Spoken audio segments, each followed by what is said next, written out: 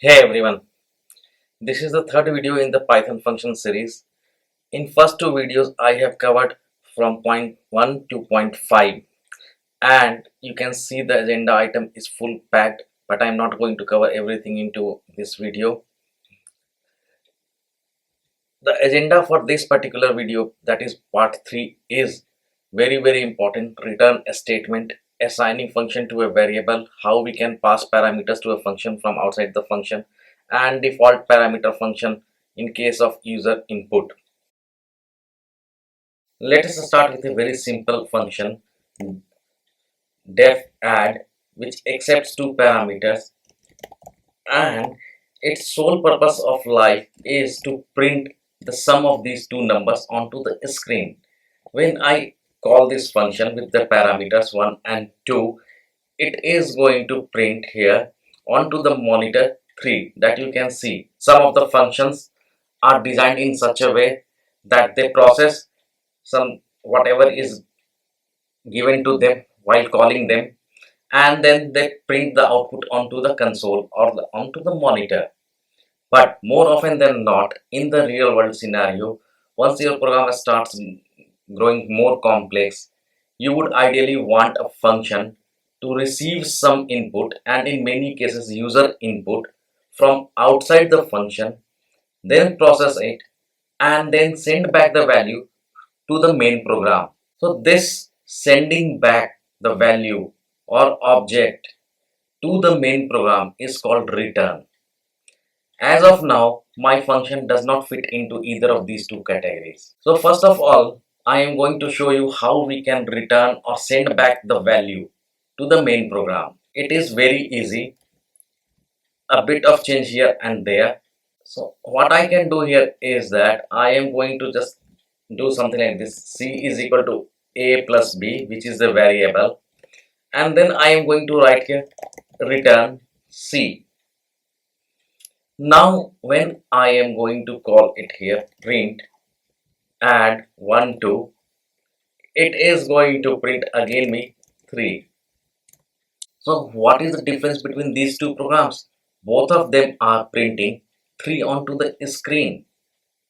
Why such a fuss? Why should I use return? Okay, the reason behind using return is that, as I earlier said, it is the process of sending back the value or object back to the caller program. Now that I am sending it back to the caller program, I can assign this function to a variable, which takes me to our next topic, and then I can use it further in my program.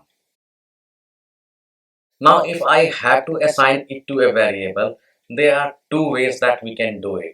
Let me define here a variable called sum. You can give it any name, and then equal to, and you put the function name, that is add. That is it. No parenthesis, nothing. Now if I try to just print here sum, which is the variable, as I said, I can assign the output function to the variable. I will be getting the memory address of this function here. In order to call this function, I have to write here sum and then pass the parameters. If I pass here 1 and 2, and I need to use a print so that I can print it on my monitor here. Now you will see that now I should be getting, this is the function, the memory address of the function, which is coming because of line number 12. Let me make it a comment, and here is the output, that is 3. The other way to assign function to a variable is sum is equal to, again that's a variable name, then the function name, and here I am giving the parenthesis, and in this parenthesis I can pass the parameters 1 and 2, unlike here in line number 11 where I was not passing any parameter, I was not giving any parenthesis. So now if I come down over here and say print sum, I should be getting back here 3. So it is working. Normally I prefer to use or assign functions like this way only. Now, but the question still remains that what is the benefit of using return here? How we are using it further into our program? Let us see. Now if I want to write here something like this, print the sum of two numbers is, now I can write here sum, and now I should be getting 3 because of line 16, and I should be getting the sum of two numbers is 3 because of line number 17 here. You can see it over here. Now if I try to do the very same thing with our first function, if I come at the top here after uncommenting it, I would be getting an error, not define anything called sum so far here. But what if I just simply write here add comma 1 comma 2? Interesting. Here is the output. I am getting 3 3 and the sum of two numbers is none. Why? This line number 3 is producing 3, the first 3, this, which is this one. This add function here, it is producing me second 3, but because we are not returning back anything to the main caller function, I am getting here none. The sum of two numbers is none. It means that the only thing that this function is doing at the moment is to print the sum of these two numbers onto the console. It is not sending back the value to the caller, or it cannot be used further into the program. There are other differences also between print and return, which I will be discussing into the next video. Coming back to here, I think we can make some improvement here also. So what I can do here is that I can get rid of some of the lines here. So rather than doing C is equal to A plus B, what I can simply say here is that return A plus B, and I don't need this return value then. And if I come, let me copy this line again from here, and let me assign it to a variable called sum again, def add 1 comma 2, and if I just put it over here, now we will be getting back again the sum of two numbers is 3. Now we have seen that how we can send back the value from function to the main program or to the caller. So one problem is resolved. I had initially said two problems, that this function is isolated. This is a very isolated function. It is neither accepting any input from outside the function nor passing it back to the caller. So we have resolved one of the problems, that is sending back to the main function. So we have made some improvement here when we are using return, but still second parameter, that it is still not able to accept the parameter from outside the function. Whatever I am passing it here, I am passing it here while calling the function. How do we get the user input? Again I am going to write the very same program, but now this time I am going to accept user input. I am going to call it first num is equal to int, then input, enter first number, copy it, paste it below. I am going to make it second num,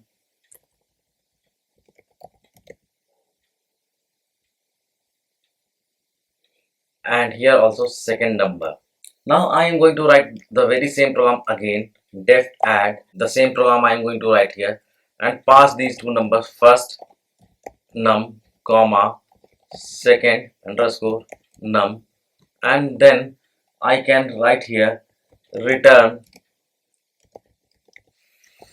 first num plus second num.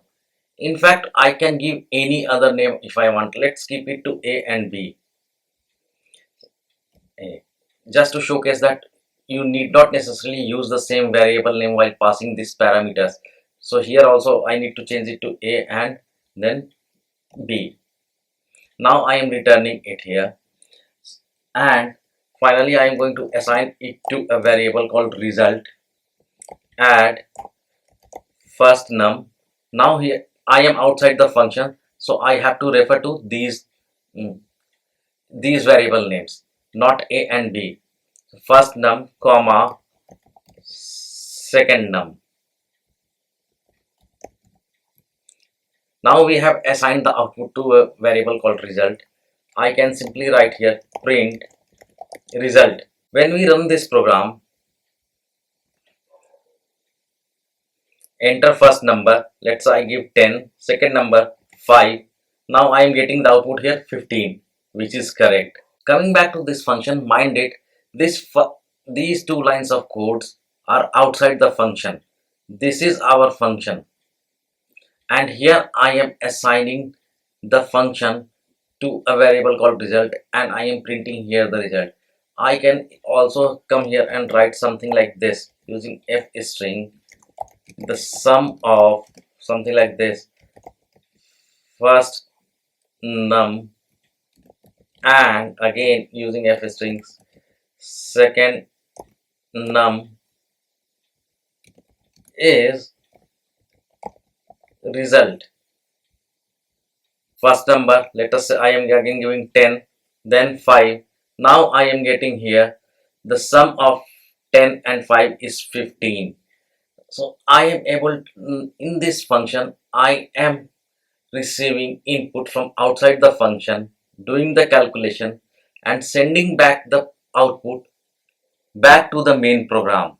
So now we have tackled both the constraints, both the challenges that I have talked about in the very beginning, that a function should be able to receive something from outside and pass it back to the main program.